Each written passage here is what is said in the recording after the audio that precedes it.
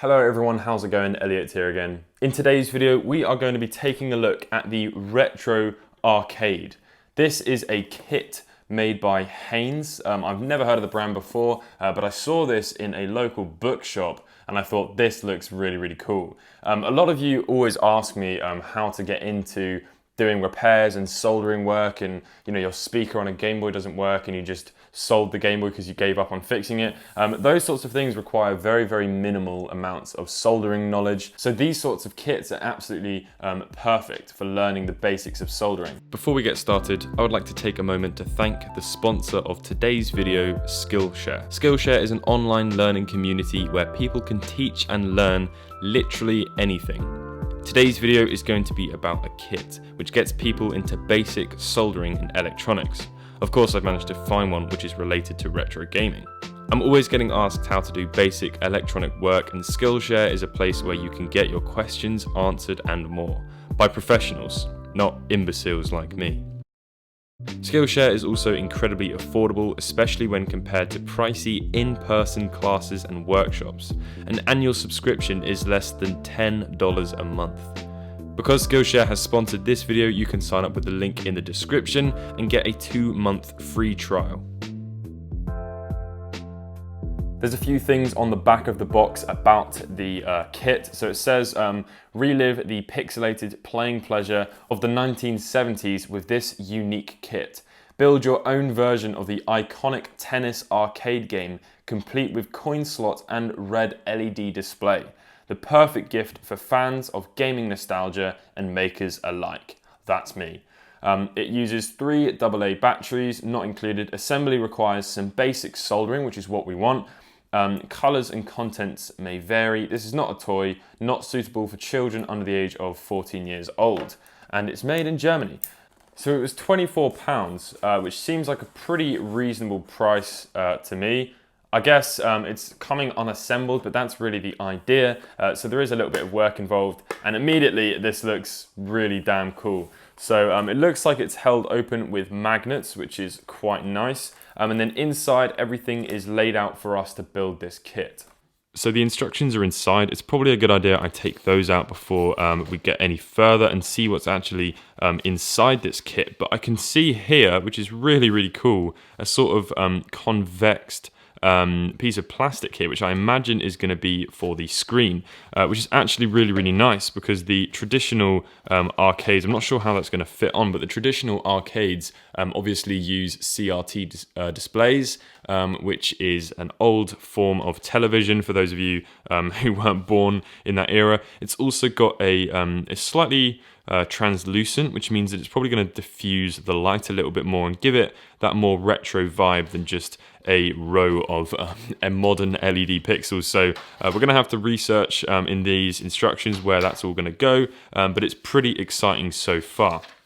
So it's going to look really nice. I'm not going to read all of this stuff, but it says that it's controlled by an 80 Mega 8 microcontroller. It's got 2 potentiometers, which are quite nice to be able to have the different sort of Pong effects, which is, I presume, what this is going to be about. Yeah, I think that's showing us the diagram of what we need to do to the wires in order to get them ready to go together. It's showing us how to put the potentiometers in, which is quite easy. So I guess it's just showing us to install everything first, which doesn't seem too difficult. There we go. There's the installation again. What's that for? Oh, that's for the coin. Oh, I see. So all it's going to do, I presume, is when the coin falls through, it's going to connect these 2 wires together and sort of register as a contact, I guess, so like a sort of like an on switch.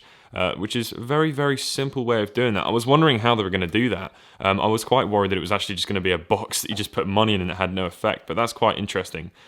And then the last few pages is just showing us how to play the actual game. Good stuff. So I'm going to get to putting this all together, and then I'll talk about it at the end. I'm very excited. I'm not going to show you completely step by step how to do this in case you buy this for someone, or in case you're looking to do this yourself. But I'll definitely show what I'm doing. I'm just probably not going to explain it. It's going to be one of the general cut sequences. So without any further ado, let's get into that.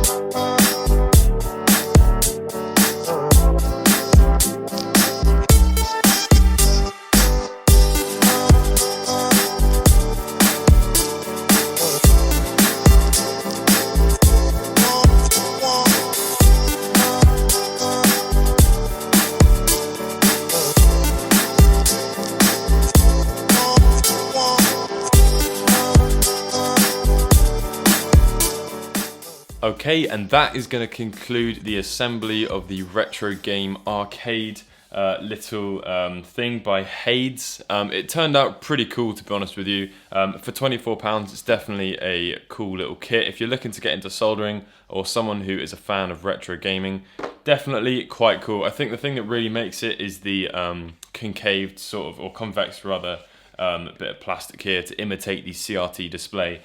With me to try this out, I have Emily. So hopefully we're going to be able to play a little bit of Pong. Closing it up is a little bit difficult because the plastic casing actually interferes with closing it up. They do say that you can cut that with a knife, but that seems like they sort of bodged that slightly, I guess. But there we go. If you put a coin in, nothing happens. It definitely makes a connection and everything, but I'm imagining it's meant to start the game or something. So without any further ado, let's go ahead and have a game of Pong.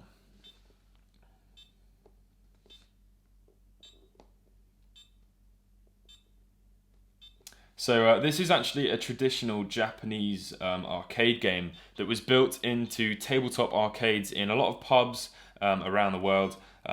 Obviously it would have started in Japan. There's a scoring system as well, which is very, very clear. You know, this game works very, very well. The sound effects are very good. What do you think, Emily? It's pretty cool, huh? Yeah, it is. So that is going to conclude this video then of the assembly of the retro tabletop arcade game. Definitely let me know what you think in the comment section below. If you'd like to put one up, I'll try and find one and put it in the description. Thanks very much for watching, and I'll catch you in the next video. Peace.